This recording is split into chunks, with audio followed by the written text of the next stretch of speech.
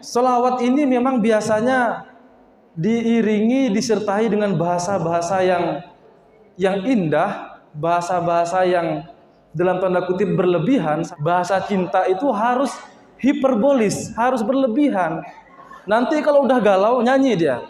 Jangankan diriku, semut pun kan marah bila terlalu.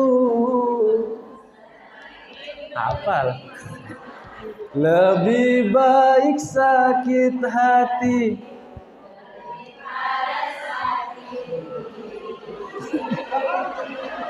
Bula. Coba kita perhatikan.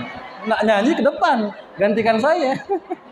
Di situ dikatakan jangankan diriku, semut pun kan marah. Gimana we semut nak marah? Namanya juga bahasa cinta. Katanya lebih baik sakit gigi daripada sakit hati. Giliran dikasih sakit gigi, waduh, tak bisa makan, tak bisa tidur.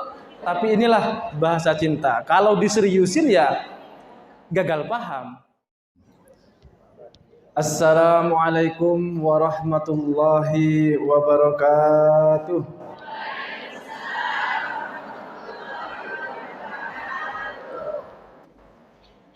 Alhamdulillahil wahidil ahad, al-fardis samad, alladzi lam yalid wa lam yulad wa lam yakul lahu kufuwan ahad. Allahumma salli wa sallim ala sayyidina wa maulana Muhammad afdhalil ibad wa ala alihi wa sahbihi wa man tabi'ahu ila tulil amad. Qala Allah ta'ala fi kitabihil karim, a'udzu billahi minasy syaithanir rajim. Rabbi shrah li sadri wa yassir li amri wahlul 'uqdatam min lisani yafqahu qawli. Allahumma arinal haqqo haqqan warzuqna ittiba'ah wa arina batila batilan warzuqna jatinabah, amma ba'd. Yang kami hormati dan yang kami muliakan para alim ulama, para asatidah, para sesepuh, para pemimpin, tokoh agama, tokoh masyarakat, wabil khusus kepada Ketua MUI Kota Singkawang, Bapak Dr. Handas Kiai Haji Abdul Halim LC, Kepala Kemenak Bapak Dr. Handas Haji Muhlis MPD yang kami muliakan. Hadir juga di tengah-tengah kita Ketua BKPRMI Ustadz Marsudi SHI. Hadir juga di tengah-tengah kita yang kami hormati Bapak KUA Singkawang Tengah Ustadz Reno SAG, dan yang kita banggakan Ketua Forsilista atau Forum Silaturahmi Majelis Ta'lim Kecamatan Singkawang Tengah, Ibu Hajah Nur Hasanah MSI yang berbahagia, serta para jamaah sekalian yang saya lihat wajahnya insya Allah pagi ini berbahagia. Sudah aman Bu urusan di rumah? Pagi-pagi biasanya ibu-ibu masih berkemas, masih sapu-sapu. Tadi sebagian ada yang agak telat. Biasa urusan ibu-ibu. Kadang kalau ndak ngurusin rumahnya, ngurusin suaminya. Mumpung hari libur nih, biasanya suaminya minta yang aneh-aneh. Ada gak Bu? Oh masih ada. Alhamdulillah, di hari yang berbahagia ini kita diberikan kesempatan oleh Allah untuk berkumpul di rumah Allah Masjid Al-Huda bersamaan dengan orang-orang yang istimewa. Kita semua ini dipilih oleh Allah Subhanahu wa taala dari sekitar 251.000 lebih penduduk Kota Singkawang. Kita semua ini dipilih oleh Allah Subhanahu wa taala untuk hadir di majelis ta'lim dalam rangka zikru maulidin Nabi, yakni memperingati atau mengingat kelahiran Nabi kita, yakni Nabi Muhammad sallallahu alaihi wasallam, yang insya Allah pahalanya sangat besar sekali. Tadi sudah disampaikan sedikit oleh Bapak Ustadz Muhlis bahwa Maulid Nabi ini tidak hanya boleh dilaksanakan khusus pada bulan Rabiul Awal, tapi juga bisa dan boleh dirayakan di bulan apapun. Kalau kita buka kitab, misalnya kitab Kanzun Najah karyanya Syekh Abdul Hamid bin Muhammad Ali bin Abdul Qadir Al-Makki Asy-Syafi'i, beliau menjelaskan Maulid Nabi ini tidak khusus hanya dijelaskan, hanya diperingati, dirayakan pada Rabiul Awal saja, tapi boleh fi kulli yaumin minal am, setiap hari dari 1 tahun penuh ini. Besok mau menyelenggarakan lagi boleh, besok lagi mau menyelenggarakan lagi boleh, tapi jangan ustadz yang sama, kepak juga tiap hari. Ustadznya sama ya, takutnya bosan juga, ganti-ganti. Nah, tadi juga disebutkan kalau mau merayakan hanya di bulan Rabiul Awal, khawatir ustadz yang bersangkutan berhalangan, bentrokan dengan hari-hari yang lain atau jadwal yang lain, maka boleh dikerjakan di hari yang lain. Lebih khusus, misalnya dijelaskan di kitab Mafahim Yajibu Antusoha karya Profesor Dr. Sayyid Alawi Al-Maliki Al-Hasani, di bagian akhir beliau menjelaskan tentang makna Maulid Nabi. Maulid Nabi itu apa sih? Kok masih boleh kita rayakan di luar bulan Rabiul Awal? Beliau menjelaskan Maulid Nabi ini dalam artian berkumpul seperti ini, merayakan hari kelahiran Nabi, itu bukan ibadah. Kenapa kok tidak bisa dikatakan sebagai ibadah? Karena Maulid Nabi ini tidak ada perintah langsung oleh Nabi. Coba ada enggak hadisnya? Perintahnya yang langsung harus 12 Rabiul Awal, cara mengerjakannya begini, kemudian teknisnya begini, rangkaian acaranya begini, ada enggak? Tidak ada. 3 generasi terbaik setelah Nabi juga tidak melakukan. Sahabat, tabi'in, tabi'ut tabi'in, tidak ada yang mengerjakan Maulid Nabi. Oleh karenanya ini semua hanya sekedar tradisi. Ya, dipahami? Jangan sampai salah paham nih. Jadi berkumpul seperti ini tradisi. Bisa bernilai ibadah, bisa bernilai bukan ibadah. Kalau isi dari peringatan Maulidun Nabi, silaturahmi, sedekah makanan, ada majelis taklim, ada majelis zikir, ini baru berpahala. Tradisi yang bernilai pahala. Lanya jangan lupa, nanti paha aja nanti. Lanya ketinggalan. Nah, ini bernilai pahala. Apa buktinya? Misalnya ya, peringatan Maulidun Nabi hanya diisi dangdutan, ada enggak pahalanya? Ada enggak pahalanya? Tidak ada. Hanya diisi dengan ngobrol santai, ngopli plus kerokokan misalnya. Ada enggak pahalanya? Enggak ada. Yang bernilai pahala dari Maulidun Nabi ini adalah majelis taklimnya, majelis zikir dan sholawatnya, sedekah makanannya, silaturahminya, itu semua yang berpahala. Ibu-ibu kuat misalnya ibadah selama 1000 tahun. Nah, ada yang bilang kuat tadi ya. Apalagi yang sepuh, baru ngaji berapa menit udah selonjoran. Nah, kayak ibu yang di depan saya. Mau ibadah 1000 tahun tidak kuat, Bu. Saya aja tidak kuat yang masih muda. Tapi kata Nabi, beliau mengatakan bahwa julu suka sa'atan khairun min ibadati alfi sanatin. Duduk kita ini walaupun sebentar dalam rangka belajar itu lebih baik daripada ibadah 1000 tahun. Nah, makanya sering-seringlah hadir di majelis taklim, terutama di acara-acaranya forum silaturahmi majelis taklim. Nah, ini bentar aja Bu kita duduk di sini ini itu pahalanya luar biasa sekali. Sama dengan 1000 tahun. 1000 tahun apa? Ibadah. Oke. Kemudian Nabi juga pernah bertanya kepada sahabat, "Atadruna manit ta'ib?" Tahu enggak kalian siapakah orang yang bertaubat itu? Kata sahabat, Kurang tahu Nabi. Kemudian Nabi menjawab, man taba walam yata'allamil ilma falaisa bita'ibin. Barang siapa yang mengaku bertaubat, ngaku udah hijrah, ngaku udah insaf, tapi dia tidak mau nambah ilmu, tidak mau hadir di majelis taklim, tidak mau upgrade pengetahuannya, maka orang yang ngaku bertaubat seperti tadi itu tidak dianggap orang yang bertaubat. Semoga kita semua yang hadir ini dinilai betul-betul bertaubat kepada Allah Subhanahu wa taala. Belum lagi sholawatnya. 1 kali sholawat dinilai atau diberi pahala 10 kali lipat. Kenapa? Karena Allah sendiri memerintahkan sholawat dan Allah sendiri mengerjakan.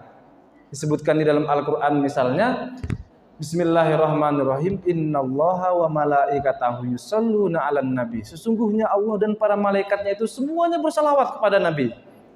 Maka ya ayyuhalladzina amanu shallu 'alaihi wa sallimu taslima. Maka wahai orang-orang yang beriman, bersalawatlah kalian kepada Nabi Muhammad sallallahu alaihi wasallam. Allahumma shalli ala sayyidina Muhammad.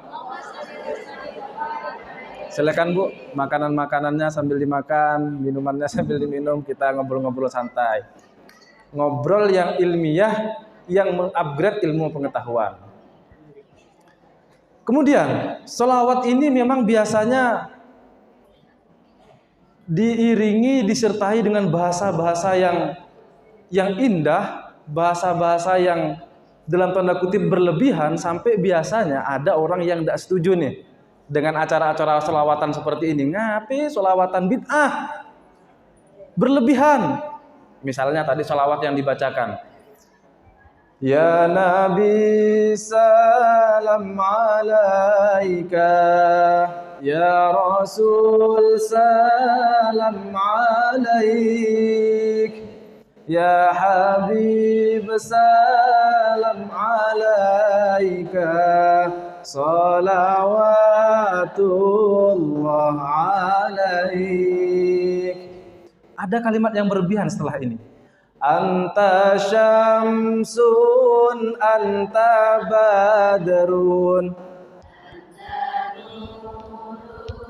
fauqa nuri, anta iksirun wa ghali, anta misbahus suduri.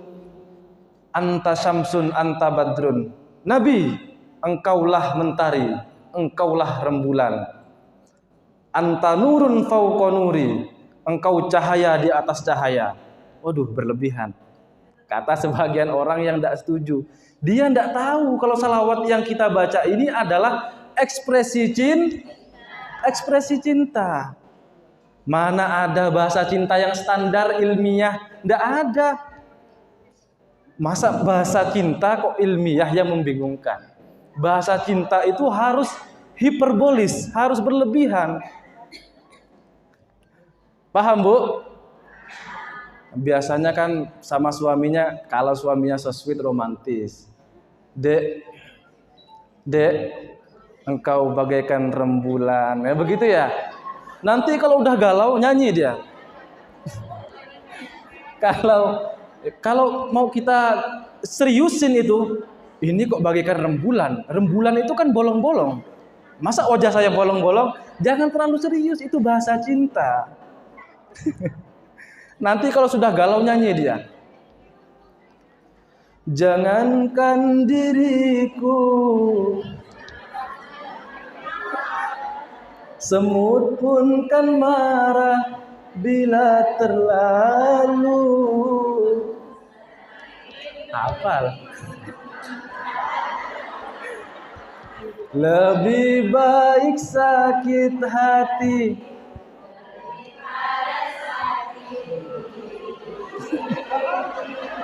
bula. Coba kita perhatikan. Udah Bu. Mau nak nyanyi ke depan, gantikan saya. Di situ dikatakan jangankan diriku, semut pun kan marah. Gimana ya semut nak marah? Namanya juga bahasa cinta. Katanya lebih baik sakit gigi daripada sakit hati.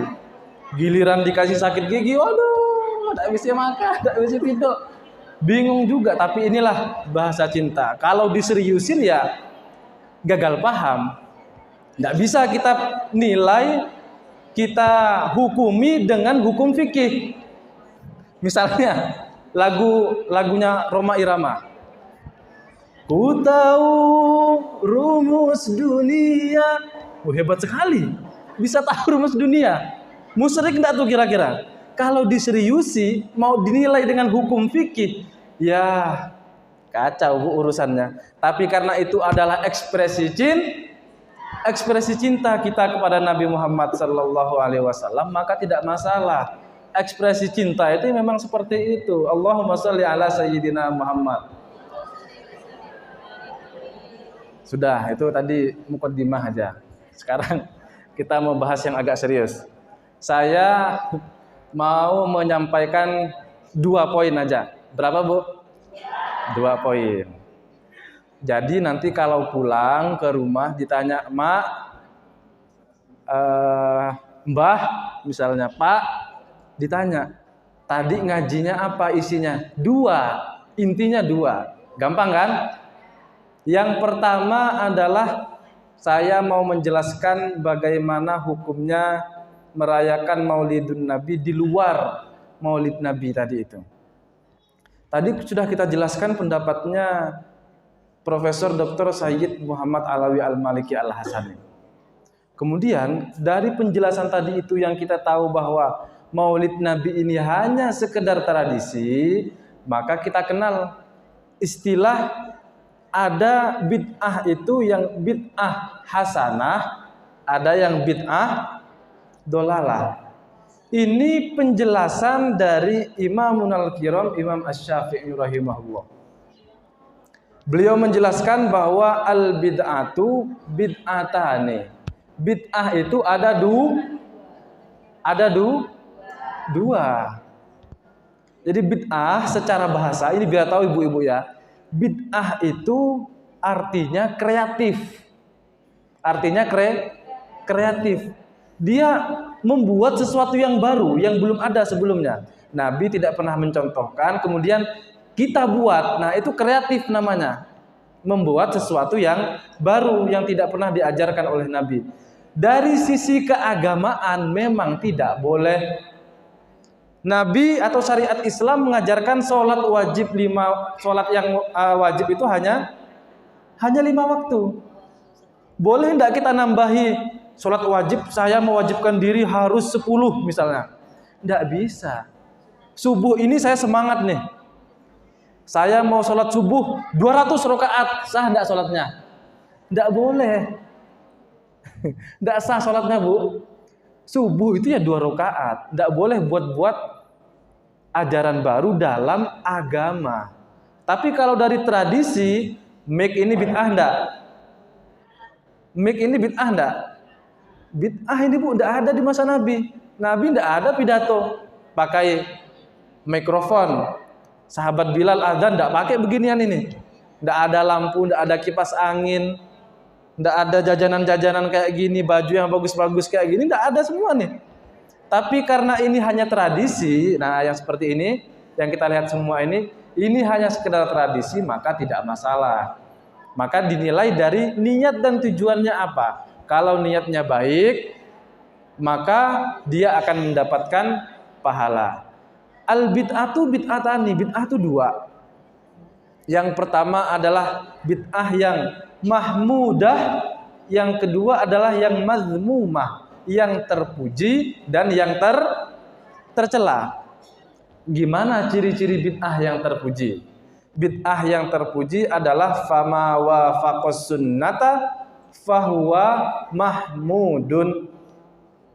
Yang sesuai dengan syariat, sesuai dengan ajaran Nabi, maka itu dinilai bid'ah yang terpuji. Sesuai dengan ajaran Nabi, Maulid Nabi ini silaturahmi, kumpul-kumpul bersama, majlis taklim, majlis zikir, sedekah makan, sedekah minum, dan seterusnya. Itu semua sesuai dengan ajaran Nabi. Betul ke betul? Harus betul. Mau enggak betul, debat kita. Kemudian bid'ah yang dolalah, yang mazmumah, yang tercela adalah wa ma khalafaha fahuwa mazmumun. Yang menyalahi, bertentangan dengan syariat, dengan agamanya Allah, maka itulah yang disebut bid'ah dolalah, bid'ah yang mazmumah, tercela. Paham, Bu? Paham, alhamdulillah. Jadi nggak apa-apa melakukan tradisi Maulid Nabi, kumpul-kumpul seperti ini juga dinilai pahala. Bahkan kalau kita baca kitab Al-Barzanji itu, ada syairan juga yang bunyinya begini. Walau anna amilna kullahinin, seandainya kami mau mengamalkan, menjalankan, melakukan setiap hari apa yang dijalankan li Ahmad maulidan qad kana wajib, yakni Maulid Nabi Muhammad SAW mau kita lakukan setiap hari dalam rangka bersyukur, itu memang sudah seharusnya. Kita wajib bersyukur atas kedatangan Nabi. Tadi juga syair-syairnya sudah dibacakan oleh ibu-ibu yang suaranya alhamdulillah enak-enak sekali. Dibacakan tadi. Tala'al badru alaina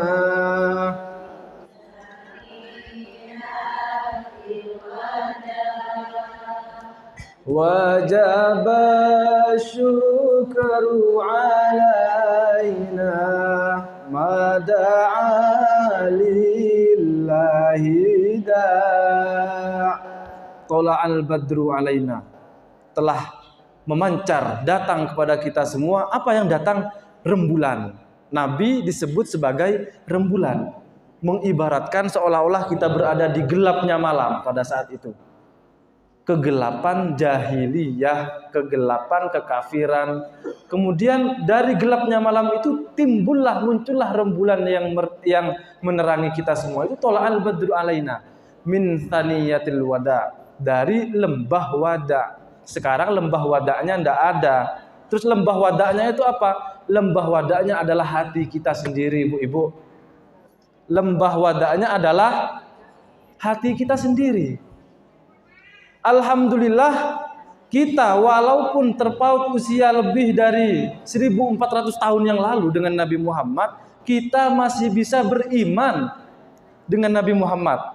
Pamannya sendiri, Abu Jahal, Abu Lahab, pamannya sendiri dari awal sudah gimana ya? Dari awal itu senang dengan kelahiran Nabi, tetapi pada akhirnya malah mengingkari Nabi. Kita yang jauh sekali terpaut masa hidupnya, generasinya dengan Nabi Muhammad, kok bisa cinta, kok bisa beriman, kok bisa senang dengan Nabi Muhammad SAW. Ini karena nurnya Nabi Muhammad yang bagaikan cahaya rembulan tadi itu sudah memancar dalam dada kita. Maka dengan demikian wajib syukru alaina, kita ini wajib bersyukur, Bu.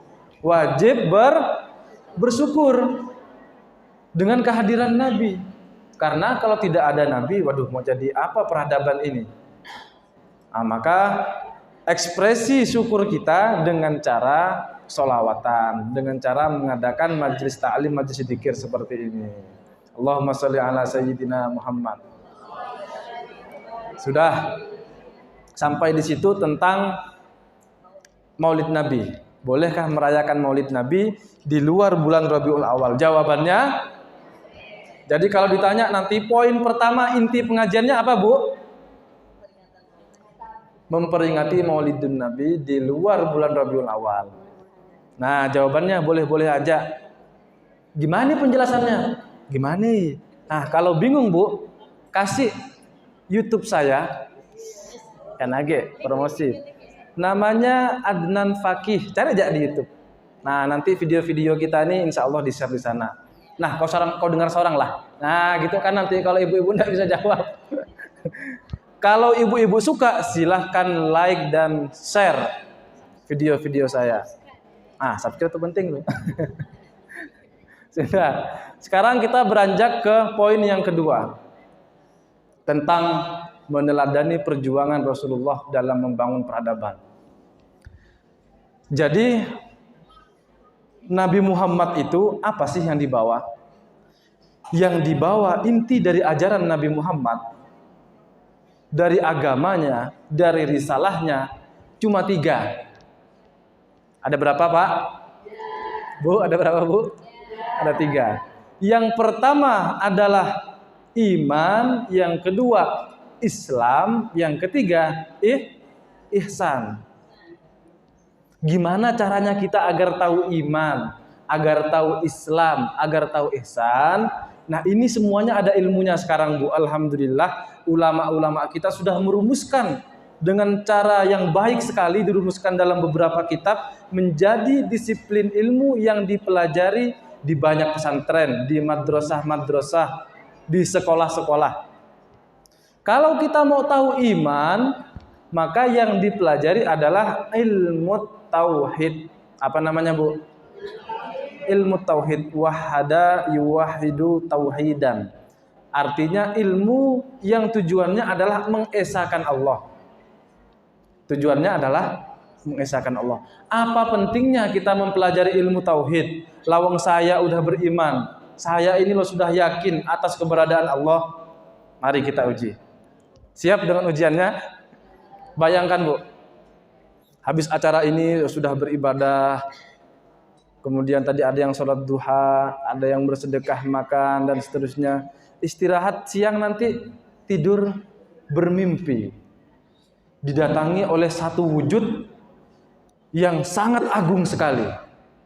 Pakai gamis putih-putih, pakai ikat kepala, janggutnya putih, bercahaya, bersayap, aromanya wangi, datang kepada kita, kepada ibu-ibu misalnya dalam mimpi itu, bilang, "Wahai hambaku, aku lihat ibadah kamu akhir-akhir ini udah bagus, sudah mantap, semuanya saya terima. Maka mulai sekarang kalian tidak perlu lagi beribadah. Kalian sudah aku ampuni semua dosa-dosanya." Maka ibu-ibu senang atau tidak senang? Nah, hati-hati yang senang tuh. Yang senang barusan itu, kalau ditinjau dari ilmu akidah, maka gugurlah keimanannya. Nah, ini karena tidak mempelajari ilmu tauhid. Ada lagi yang bilang gini, Allah itu punya wajah, tapi wajahnya tidak sama dengan wajahnya makhluk. Allah punya tangan, tangannya Allah tidak sama dengan tangannya makhluk. Allah punya kaki, kakinya Allah besar, tapi kakinya Allah tidak sama dengan semua makhluk. Salah ke salah? Salah tuh, Bu. Kenapa kok salah? Tapi kan Ustadz, itu kan udah dibilang tidak sama dengan makhluk. Betul. Tapi itu pada dasarnya tetap mengatakan Allah punya bagian-bagian. Nah, Allah punya wajah, punya tangan, punya kaki. Bagian enggak tuh? Bagian. Ini kalau orang enggak tahu, percaya. Seolah-olah Allah besar, loh dikiranya kayak robotnya Power Rangers sama. Dulu waktu saya kecil membayangkan Allah tuh waktu masih TK. Katanya Allah maha besar, sebesar apa? Karena yang saya tonton waktu itu Power Rangers, maka saya kira sebesar robotnya Power Rangers. Namanya masih anak-anak. Tapi setelah mempelajari ilmu tauhid, kita tahu bahwa pemahaman-pemahaman seperti itu tidak benar. Tadi yang wujud datang pada kita yang menyerupai, yang hebat sekali tadi itu makhluk, Bu. Dijelaskan dalam kitab Minhajul Muta'allim, karya Al-Imam Abi Hamid Muhammad bin Muhammad Al-Ghazali. Imam Ghazali menjelaskan gini, beliau mengutip hadis yang bunyi hadisnya adalah Al-alim habibullah walau kana fasikon wal jahil aduwullah walau kana abidan. Orang alim itu dia kekasih Allah, sekalipun dia orang yang fasik. Apa orang yang fasik itu? Orang yang fasik adalah dia terus-menerus melakukan dosa, melakukan kemaksiatan. Konsisten, sehari 3 kali kayak minum obat misalnya. Itu fasik begitu itu. Tapi dia alim. Maka orang yang alim seperti tadi itu tetap dikatakan kekasihnya Allah. Loh, kok bisa? Nanti akan kita jelaskan. Sebaliknya, al-jahil, orang yang bodoh, itu aduwullah. musuhnya Allah sekalipun dia abidan, ahli ibadah. Kok bisa ahli ibadah dia dinilai sebagai musuhnya Allah? Ya karena tadi itu Pak, Bu. Dia tidak tahu. Dia kira yang datang tadi itu Allah. Dia kira yang datang tadi itu Tuhannya. Padahal yang seperti itu makhluk. Yang pernah menguji kepada Sultanul Aulia Syekh Abdul Qadir Al-Jailani. Datang seperti tadi itu kisahnya. Mengaku Allah, kemudian suruh jangan sholat lagi, jangan ibadah lagi. Kemudian diambil sandalnya, dilempar pergi kau setan. Dasar setan. Karena dia tahu Syekh Abdul Qadir Al-Jailani bahwa yang datang itu bukan Tuhan. Allah mukhalafatul hawadits, berbeda dengan makhluknya. Cahaya sifat makhluk, bergamis sifat makhluk, berjenggot sifat makhluk, terbang turun itu semua sifat makhluk. Maka Allah tidak mungkin seperti itu. Nah, kalau orang yang alim sekalipun dia fasik, dia alim tauhid, dia tahu Bu caranya bertaubat gimana. Tapi kalau orang yang bodoh, dia tidak tahu melakukan kesalahan. Dia salah itu tidak tahu. Nanti dikasih tahu sama yang alim, ngotot. Kita tanya dalilnya apa? Pokoknya aku maunya gitu. Nah, inilah pokoknya. Mendah orang jahil, orang tidak tahu. Tapi kalau orang alim, paling tidak dia tahu, oh saya ini salah. Tapi gimana ya, kadang terdesak oleh situasi. Dia tahu kalau dia salah dan dia tahu caranya bertaubat, orang alim. Kalau orang bodoh, mohon maaf, dia melakukan kesalahan, dosa aja tidak tahu. Nah, itulah yang pentingnya mempelajari ilmu tauhid. Dalam akidah Ahlus Sunnah wal Jamaah kita mengikuti dua imam. Berapa imam, Bu? Halo. Tang macam nak ceramah seorang di belakang. Halo. Berapa imam, Bu, tadi, Bu? Dua. Yang pertama imam yang kita ikuti adalah Imam Abul Hasan Al-Asy'ari.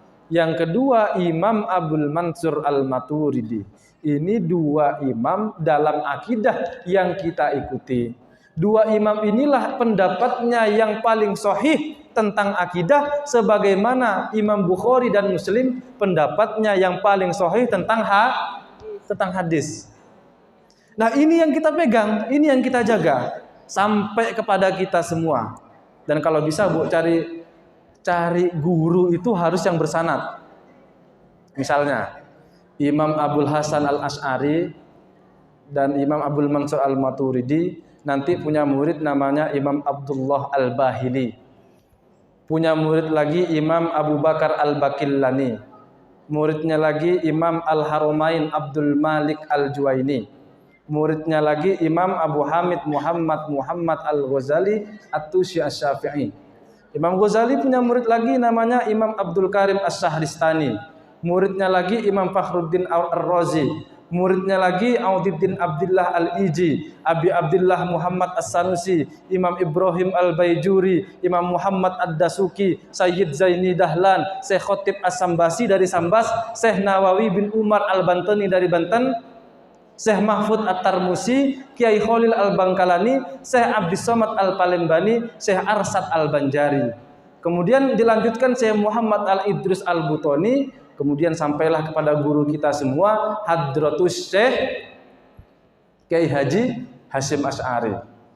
Hadratus Syekh Kiai Haji Hasyim Asy'ari diteruskan oleh muridnya, oleh anak putranya sendiri. Sampailah kepada kita semua, kepada Kiai Haji Abdurrahman Wahid, kepada Kiai Wahid Zaini, kepada Kiai Zaini Mun'im. Kemudian Kiai Zaini Mun'im ini punya murid bernama Kiai Ahmad Dhufir Zuhri. Pondok beliau ada di Malang, nama pesantrennya Pesantren Luhur Baitul Hikmah. Beliau punya santri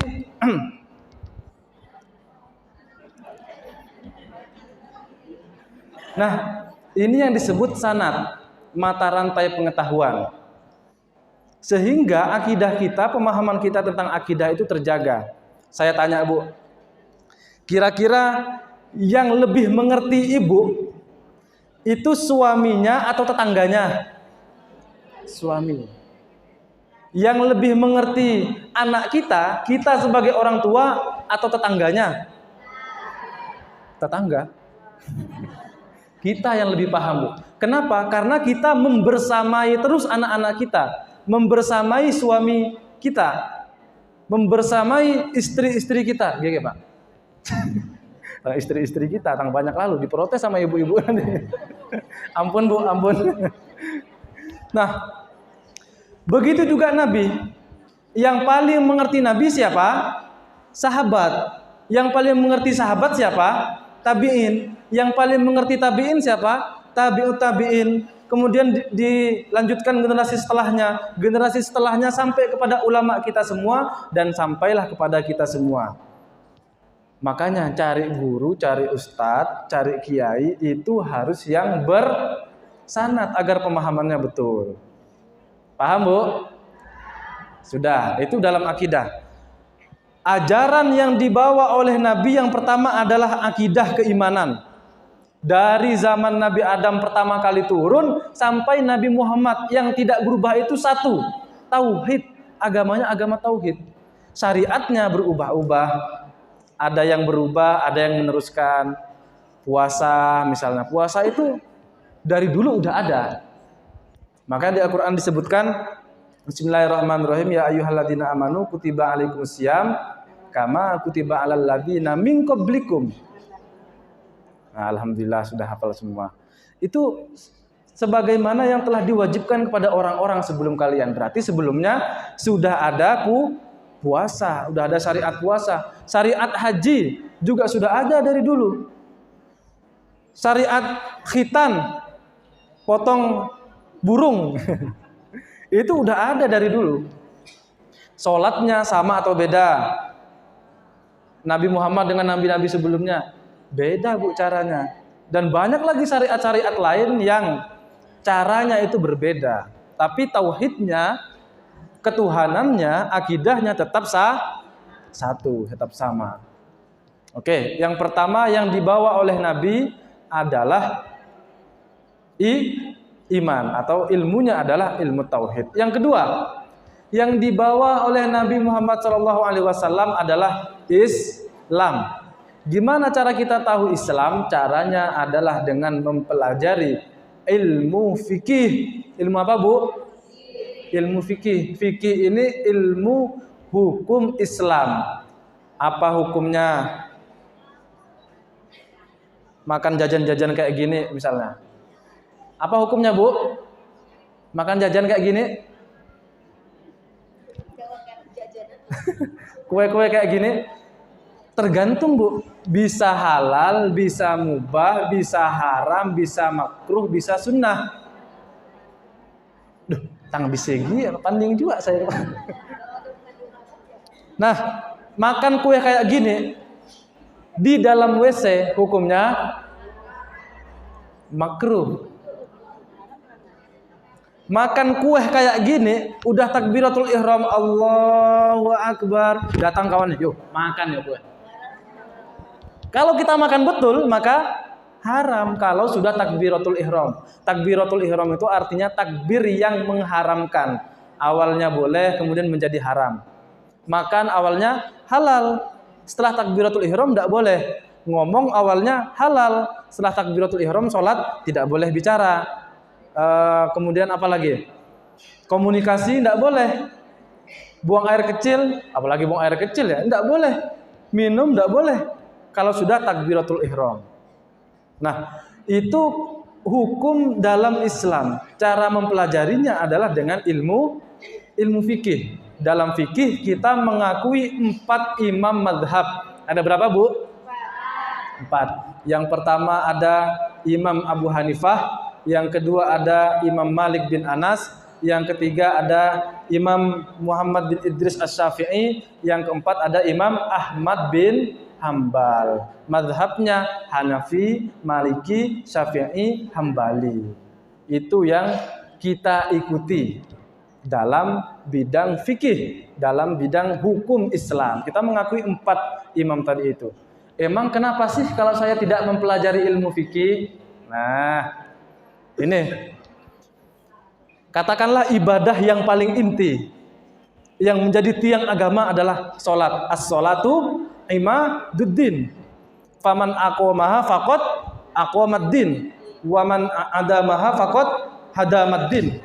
Barang siapa yang menegakkan salat, maka dia menegakkan agama. Barang siapa yang menghancurkan atau tidak salat, maka dia sama dengan menghancurkan agama. Katakanlah yang paling penting, yang paling inti dari ibadah kita adalah salat.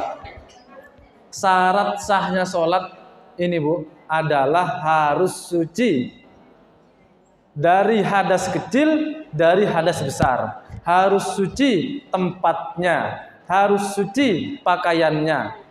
Otomatis kalau harus suci, ini paling tidak ya, ini diringkas saja. Karena kalau mau dibahas semua agak susah juga Bu. Mau paham agama semua, ngajinya 1 jam. Nabi Muhammad untuk mengajarkan agama itu perlu waktu 23 tahun. Nah, besok-besok ngaji lagi ya Bu ya. Nah, harus suci. Maka kita harus tahu gimana tanda-tanda najis itu apa saja sih? Yang menyebabkan kita hadas itu apa saja sih? Kita harus tahu. Tadi saya ke kamar mandi. Ada pengurus masjidnya di sini. Nanti kalau ada barangkali bisa disampaikan. Mohon maaf, kamar mandinya itu agak rawan ininya. Embernya itu terlalu rendah. Kurang tinggi. Enggak apa-apa mau pakai ember karena irit biaya. Misalnya, tapi agak ditinggikan. Kenapa? Karena rawan terkena cipratan najis. Mun yang ibu-ibu masih mending jongkok. Yang bapak yo, set. Nah, bahaya. Tapi saya jongkok juga Ustadz misalnya. Iya, tapi nyiramnya gimana? Hati-hati. Kita enggak tahu nanti kena ke celana kita, kena ke sarung kita. Enggak tahu bahwa kaki-kaki kita ini masih ada najisnya. Dari kamar mandi masih bawa najis, kakinya basah. Kalau kakinya basah dan terkena najis, maka najisnya terus tuh Bu. Dia masuk ke masjid, sok-sok khusyuk habis itu Allahu Akbar. Kakinya najis, dibawa ke masjid.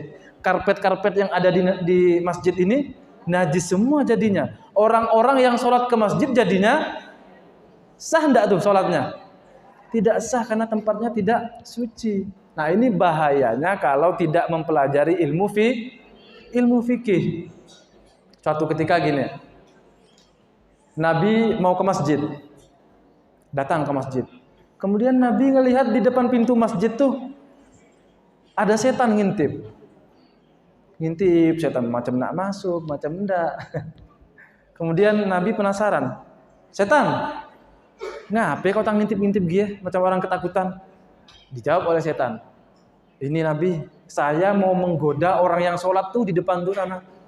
Lah terus kok enggak masuk? Iya, karena ada orang tidur di depan pintu ini. Duh, ente kadang-kadang kata Nabi, kok aneh, orang tidur kamu takutin, tapi orang sholat mau kamu goda. Apa jawaban setan? Kata setan, itu Nabi, orang yang sholat itu dia tidak tahu hukum fikih. Dia bodoh tuh, dia tidak tahu caranya wudhu gimana, dia tidak tahu najis itu gimana, dia tidak tahu caranya bersuci gimana, dia tidak tahu cara sholat gimana, syarat sahnya, rukunnya, hal-hal yang membatalkan sholat. Tidak tahu tuh orang yang di depan sholat sok-sok khusyuk itu, walaupun kadang pakai gamis itu, jenggotnya panjang itu, misalnya. Itu bukan tampilan utama, bukan ciri khusus bahwa orang itu alim. Lah terus orang yang tidur ini, misalnya, ditanyakan, ini siapa ini? Oh ini orang alim Nabi. Dia tidur dalam rangka agar nanti ibadahnya itu semangat. Misalnya tidur qailulah. Sebelum sholat duhur bisa tidur sebentar. Bukan dari pagi sampai siang, bukan qailulah itu. Pol-polan. Tidur qailulah. Tujuannya adalah agar saya ibadahnya semangat. Agar besok saya kerja ini semangat, cari nafkahnya semangat. Tidurnya agak awal.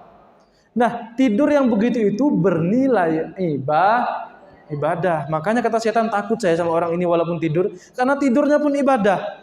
Orang yang sholat tadi itu karena dia tidak tahu syarat sah, rukun dan seterusnya. Ya, itu orang bodoh itu gampang mau goda kayak gitu. Oh, seperti itu kata Nabi.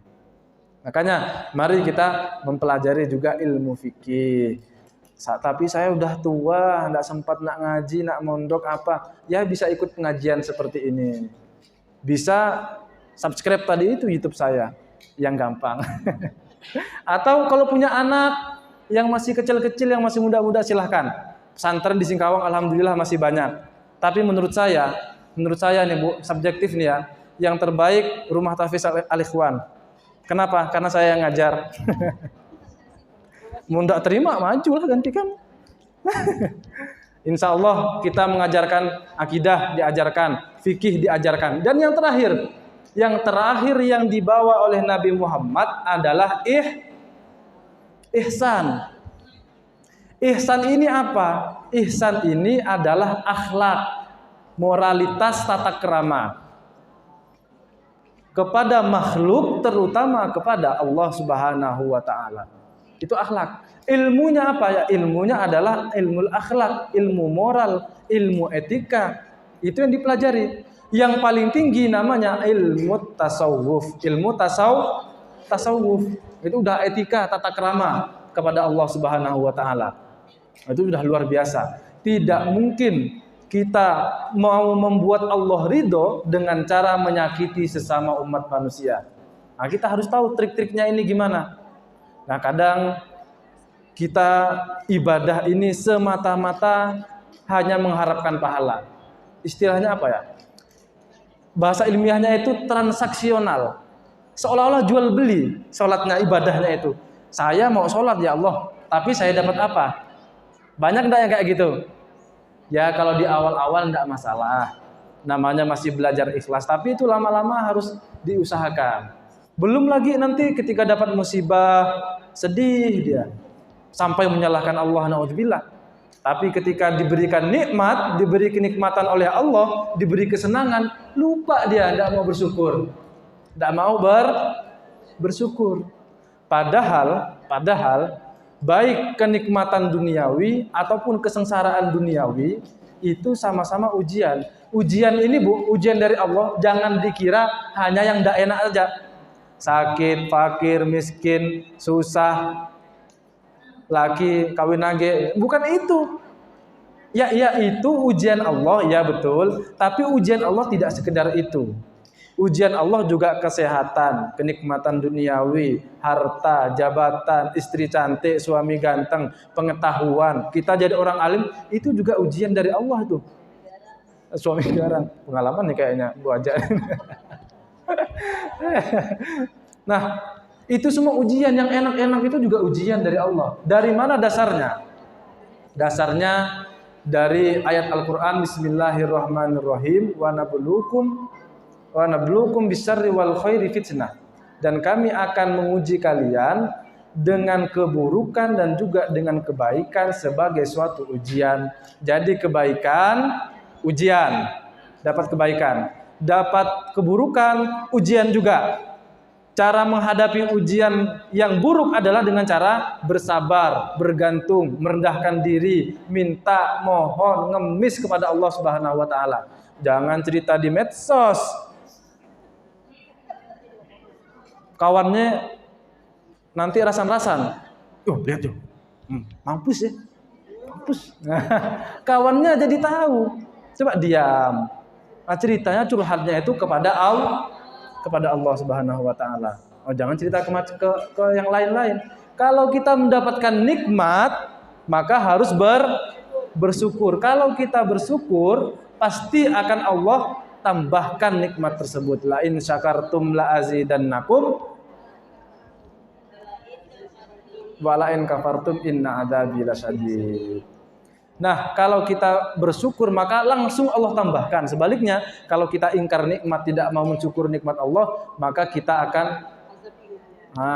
diazab langsung oleh Allah Subhanahu wa taala. Dalam hal ini sama penjelasannya dengan yang dijelaskan oleh Profesor Dr. Syekh Wahbah Az-Zuhaili di dalam At-Tafsirul Munir fil Aqidah wa Syari'ah wal Manhaj. Kata beliau, wa taklifu la yaktasiru bil mukallafi ala ma umira bihi wa nahya anhu bal ibtilahu bi amrayn. Tanggung jawab syariat, kan kadang ada orang yang nyuruh kita bertakwalah kepada Allah dengan cara menjalankan perintah Allah dan menjauhi larangan-larangannya. Ternyata tidak hanya itu, Bu, tanggung jawab syariat. Tidak hanya sekedar menjalankan perintah Allah dan menjauhi larangannya, tapi menghadapi ujian Allah. Ujian Allah itu dua tadi, masammahu khairon, apa yang kita anggap sebagai sesuatu yang baik, yang kita nilai sebagai sesuatu yang positif. Contohnya adalah ni'amud dunya minal ladzati wasihati wassurur. Kenikmatan duniawi, kelezatan, kenikmatan, kesehatan ini harus disyukuri. Kadang kita baru tahu rasanya enak, nikmat kalau makan, payah kalau sakit ketika sakit. Aduh, kaki luka misalnya sebelah sini. Baru kita sadar kalau ternyata waktu belum ada luka itu nikmat sekali. Seandainya ini kalau sembuh pasti ibadah saya lebih tenang. Karena udah sakit. Nah, kadang kita seperti itu. Nah, ini akhlak yang harus kita perbaiki, tata krama yang harus kita jaga. Oleh karena itulah tujuan utama Nabi, finalnya, puncaknya adalah berakhlakul karimah. Innama bu'itsu liutammima makarimal akhlak. Semata-mata kata Nabi. Ini puncaknya ini. Aku ini diutus untuk menyempurnakan akhlak. Kenapa? Karena kadang orang tidak punya akhlak kepada sesama manusia, apalagi kepada Allah. Kalau permintaannya tidak dikabulkan, tidak diijabahi sama Allah, bukan lagi ngamuk, marah-marah kepada Allah. Dia tidak tahu bahwa cara Allah memberi yang terbaik kepada kita adalah boleh jadi dengan cara tidak memberi kita pada saat itu. Makanya di Al-Quran disebutkan Bismillahirrahmanirrahim, wa asa an takrahu syai'an wa huwa khairul lakum wa asa an tuhibbu syai'an wa huwa syarrul lakum wallahu ya'lamu wa antum la ta'lamun. Boleh jadi kamu ini tidak suka terhadap sesuatu, akan tetapi pada hakikatnya sebenarnya itu adalah sesuatu yang baik. Saya tidak suka ini jadi miskin, udah doa kepada Allah minta kaya tapi kok belum dikabulkan. Itu sebenarnya yang terbaik. Boleh jadi kita suka dengan sesuatu padahal itu justru buruk untuk kita semua. Nah, makanya yang sudah ditetapkan oleh Allah inilah yang terbaik. Contoh gampangnya aja, Bu. Ada anak kecil kayak adik yang tidur ini misalnya. Umur berapa adik ini? Umur berapa, Dek? 6 tahun. Tiba-tiba datang ke ibu megang parang. Wah, dimain-mainkan gini. Tugas orang tua gimana, Bu? Caranya itu. Apa sikapnya sebagai orang tua? Ambil, parangnya itu ambil. Kenapa kok diambil? Karena berbahaya. Akan melukai si anak tadi itu. Tapi ketika kita ambil parangnya, gimana biasanya sikap anak? Marah-marah, merengek, nangis, ngamuk-ngamuk, mengutuk kita. Nggak mau tahu, balikan. Kadang kita seperti itu. Kita meminta sesuatu seolah-olah itu baik untuk kita, padahal itu boleh jadi akan melukai kita, akan menyelakai kita. Seperti anak kecil. Berarti kalau kita masih bersikap seperti itu, sikap keagamaan kita masih kekanak-kanakan. Na'udzubillah. Oleh karena itulah kita sama-sama harus upgrade pengetahuan, harus nambah ilmu dengan cara hadir di majelis taklim ini. Terakhir, 1 poin sedikit lagi. Dikit, Bu, ya. Mari kita sama-sama perbanyak salawat kepada Nabi Muhammad. Tidak hanya ketika bulan Rabiul Awal, tapi setiap hari. Banyak sekali manfaatnya, Bu. Sebenarnya secara tidak langsung ketika kita bersolawat, Allahumma sholli ala sayyidina Muhammad wa ala ali sayyidina Muhammad, sebenarnya kita juga mendoakan diri kita sendiri. Ya Allah, berikanlah rahmat kepada Nabi Muhammad dan juga kepada keluarganya Nabi Muhammad. Ma makna Ali Muhammadin? Apa maknanya keluarga Nabi Muhammad itu? Siapa yang dimaksud? Bukan hanya dzurriyyah. Dzurriyyah Nabi itu memang keluarga Nabi fi maqamiz zakat. Itu secara keturunan iya. Tetapi berdasarkan hadis Nabi, ini kemudian dijelaskan oleh Syekh Nawawi bin Umar Al-Bantani.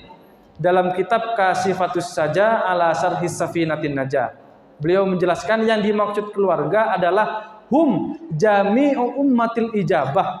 Semua umat yang menerima dakwahnya Nabi Muhammad SAW. Maka kita semua ini sebenarnya juga keluarganya keluarganya Nabi kita nih, Bu. Bangga enggak? Ya harus bangga, Bu. Tapi belum tentu Nabi bangga punya umat kayak kita ini. Hal ini berdasarkan hadis Nabi, alu Muhammadin kullu taqiyin. Keluarganya Nabi Muhammad itu adalah setiap orang yang bertakwa. Maka kita semua ini kalau kita merasa bertakwa, maka insya Allah kita bagian dari keluarga Nabi Muhammad SAW. Kalau berdoa, Bu, ada proposalnya, Bu.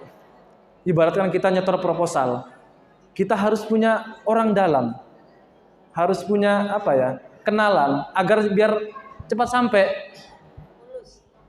agar mulus jalannya itu.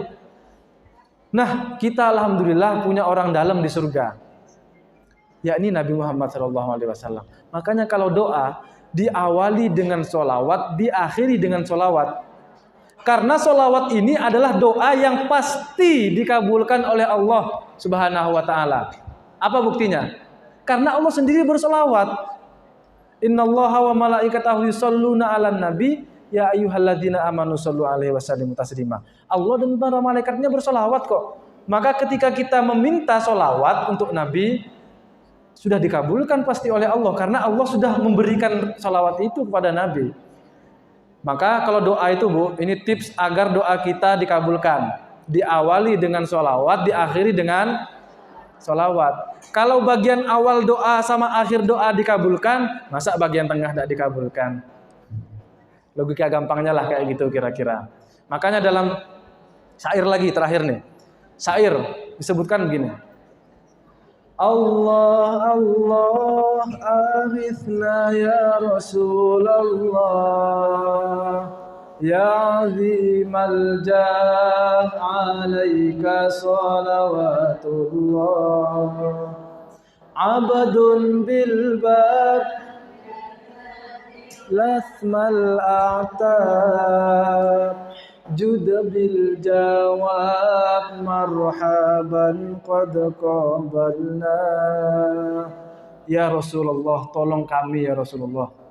Ya azimal jah alaika sholawatullah, wahai Nabi yang memiliki kedudukan yang tinggi, untukmu salawat dan salam dari Allah Subhanahu wa Ta'ala. Abdun bil bab, aku ini sudah ada di depan pintumu ya Rasulullah, minta pertolongan kepadamu, mencium makbarohnya, makamnya Nabi. Kami mau minta tolong ini ya Rasulullah.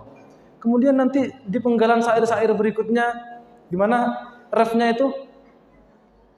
Antal ma'ruf bil judi mukrid duyuf inni malhuf aghithni bihaqillah.